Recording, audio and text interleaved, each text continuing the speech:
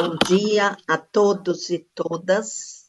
É com imensa alegria e realização que nos reunimos aqui hoje para receber os autores do blog da Abrap do mês de dezembro de 2024. Contamos também aqui com o trabalho da especialista Tatiana Neder, atual diretora de publicação da Abrap e coordenadora e impulsionadora do blog da Abrap.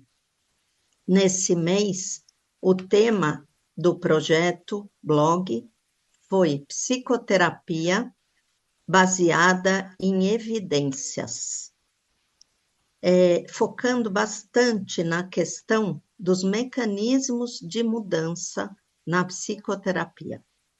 Eu vou passar agora, então, a palavra para Tatiana, que vai, então, dar sequência ao nosso evento, que tem como maior objetivo a atualização dos psicoterapeutas brasileiros.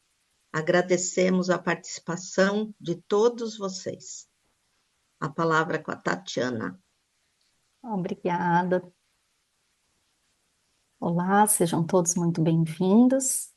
Eu gostaria também de informar que o tema deste mês, da campanha do mês de dezembro, ele foi idealizado pelo conselheiro supervisor da Abrap, o Dr. Jorge Barbosa. E ao longo desse mês, nós contamos com artigos escritos por ele e seus convidados, profissionais renomados na área e que estão aqui conosco hoje. Eu tenho a honra de receber hoje os autores dos artigos que compõem essa campanha e que irão nos ajudar a explorar esses temas com profundidade e conhecimento. Então, vamos começar. Dr. Jorge Barbosa, além de idealizador da campanha, ele também nos presenteou com seu artigo Mecanismos de Mudança em Processos de Psicoterapia. O Dr. Jorge é pós-doutorado em Resiliência em Psicologia Clínica, conta com especializações reconhecidas pelo MEC, como terapia de casal e família, psicoterapia e terapia cognitivo-comportamental, TCC, neurociências e neuropsicologia com foco nas neurodiversidades. Dr. Jorge, você explora os mecanismos de mudança nas diversas abordagens psicoterapêuticas. Como a psicoterapia com abordagem resiliência se diferencia no uso desses mecanismos?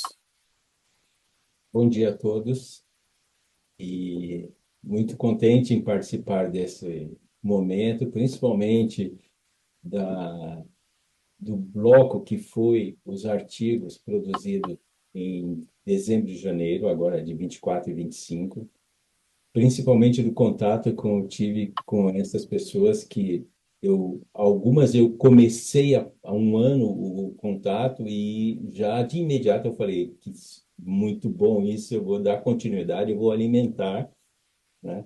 E a gente vai poder, ao longo da conversa, conhecer cada um deles.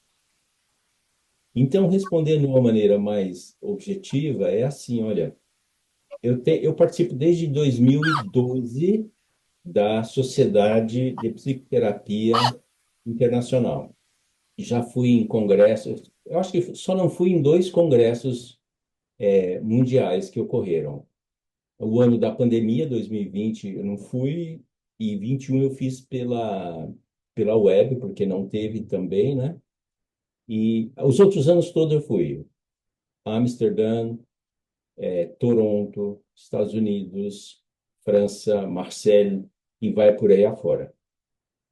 Uma tendência que eu percebo que é já uma realidade na América do Norte e na Europa é a psicoterapia dentro de um desenho de evidências comprovadas e principalmente de uma análise científica do comportamento, do posicionamento do profissional psicoterapeuta. Isso é uma percepção evidente que a gente tem fora. Particularmente resolvendo algumas perguntas que elas são centenárias. Por exemplo, Quando um psicoterapeuta realmente ele funciona? Quando um processo de psicoterapia de verdade tem resultados. Dentro do modelo mais antigo, vamos supor, antes dos anos 2000, a gente dizia que meu paciente se dá bem, ele é bastante, está mudando bastante, e não tínhamos como comprovar isso. Tanto é que sempre se perguntou, né? Quem é que está fazendo a mudança ocorrer? É o remédio que a pessoa está tomando, prescrita por um médico, uma médica? É a família que mudou ou é o processo de psicoterapia? Essas inquietações fizeram com que diversos núcleos na América do Norte e na Europa começassem a desenvolver ferramentas e principalmente uma psicoterapia baseada em evidências para sanar essas perguntas. E a psicoterapia também ter um, uma resposta para essas perguntas muito mais científica do que no bom senso. Quando você pergunta especificamente sobre a psicoterapia baseada em resiliência, é um modelo que a gente está propondo exatamente atendendo a esse questionamento. Então, vocês vão ver no artigo que foram publicados de que ela se assenta sobre a TCC e os fundamentos da TCC que já estão estruturados e validados pela comunidade que trabalha com TCC. Por exemplo, o uso de certos instrumentos que são necessários no início de um processo de psicoterapia. Também, o decorrer de uma psicoterapia, ela precisa ser continuamente validada em termos de aliança que o terapeuta está fazendo, qual é o tipo de aliança, qual é a qualidade da aliança. Segundo, quais são as mudanças que estão ocorrendo? E, principalmente, quais são os sinais que a pessoa que está passando pelo processo de psicoterapia está dando? Por exemplo, muitas vezes uma pessoa sai do processo de psicoterapia, rompe com ele, porque a pessoa diz assim: eu não sei dizer claramente o que está acontecendo. Ou então a pessoa quer sair do processo de psicoterapia, seja pelo motivo que quer, e não consegue dizer, não consegue explicitar. E uma das ferramentas mais valiosas que mais tem sido difundidas é o OK45, um instrumento que ele vai validando o tempo todo quanto a pessoa está querendo romper o processo de terapia e não consegue explicitar, verbalizar. Ou então, aonde está precisando direcionar o caminhar do psicoterapeuta, revendo suas premissas, revendo suas técnicas, revendo sua conduta. Eu creio que a psicoterapia baseada em evidências e os outros processos que vocês vão ver hoje aqui são iniciativas, eu vou colocar como iniciativas muito fortes nesse sentido. Creio eu que daqui a 20, 30 anos nós vamos ter um, um cenário consolidado. Mas vocês vão ver que na palavra da Irani, principalmente, é um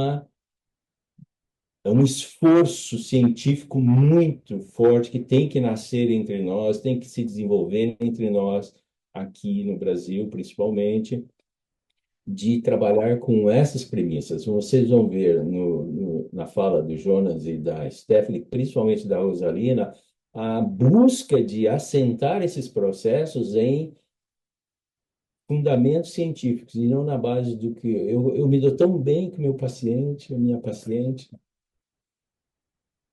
É este o racional deste momento que nós vivemos nesse bloco de artigos. Principalmente também, eu falei muito isso com eles, é de que haja em nosso blog, em nosso site da Associação Brasileira de Psicoterapia, um bloco de artigos com cunho científico e que possa servir de fonte de referência para outros colegas nossos, porque, no meu entendimento, a ABRAP, a Associação Brasileira de Psicoterapia, tem muito essa função, servir como um parâmetro para outros profissionais. Eu fiquei muito honrado com essa turma aí. Vocês perceberam, né? Como é que eu fui organizando e mandando e recebendo e lidando com datas, com prazos, sensacional. E o que resultou, eu até falei isso com Cristina, ficou excelente. Quem acessa o site e vai ler os artigos, vai ver a qualidade que nós temos esse. Somado aos que virão, né? E os que já temos, começa a ter, como é não, se mantém um quadro de alto impacto dentro da nossa associação. A psicoterapia na abordagem de resiliência, ela vem exatamente nesse caminhar. É um desafio de que a psicoterapia também possa conversar sobre resiliência, mas não de uma maneira incidental como eu faço, como eu falo. Às vezes eu vou falar numa palestra, num congresso, que as pessoas falam: ah, você está sendo resiliente, hein? Isso é uma fala que eu chamo de incidental. Houve um incidente ali.